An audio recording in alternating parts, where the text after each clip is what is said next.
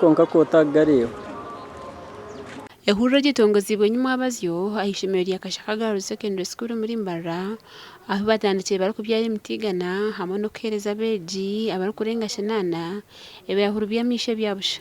abakwende birahuru babitunga abakwetenga koragurwa nabo twabateraho buryo baza koraguza ejo niyo nkora ya Lions kweha yo gukorera abantu eyitwine eyiturukoramo mureba tugizire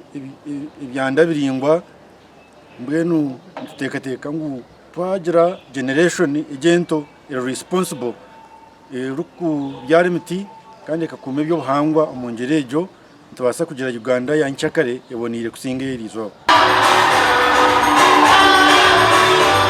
abatanchire no kwegesa beji ngo bashimiye kurinda amagara gabo hamwe no kurinda eby'obuhangwa. There is what we call undetected vision disorders. What does that mean? You might have a problem,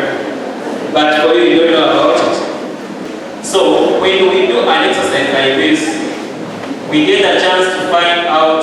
the people who have those problems, and most times you find such problems when they are identified early enough,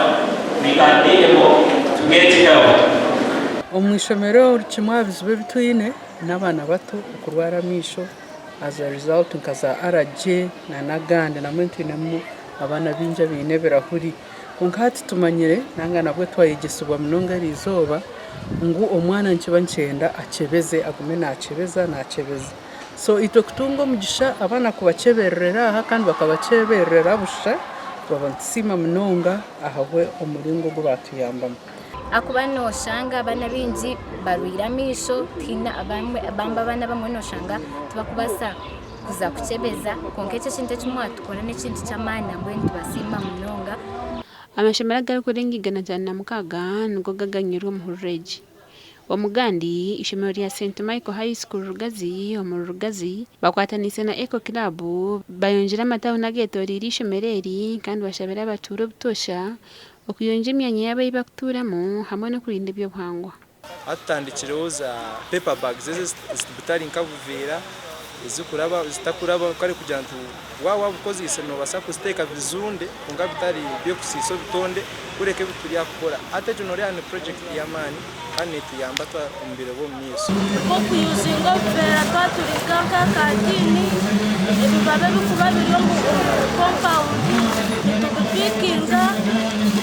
aba DK Foundation mujyango nibenda koragana n'amashemero gona go mu district ya Rubirizi hamwe n'abantu kujanja zinjiriye kurinda eby'obuhangwa tumaking sure ninga tugezaho munonga koje ohutwafuna kaga ahatari mu tutugutaho babyara imiti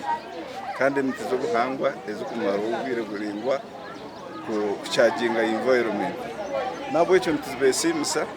gashoka Mike twacire na Osman Sindiya nabo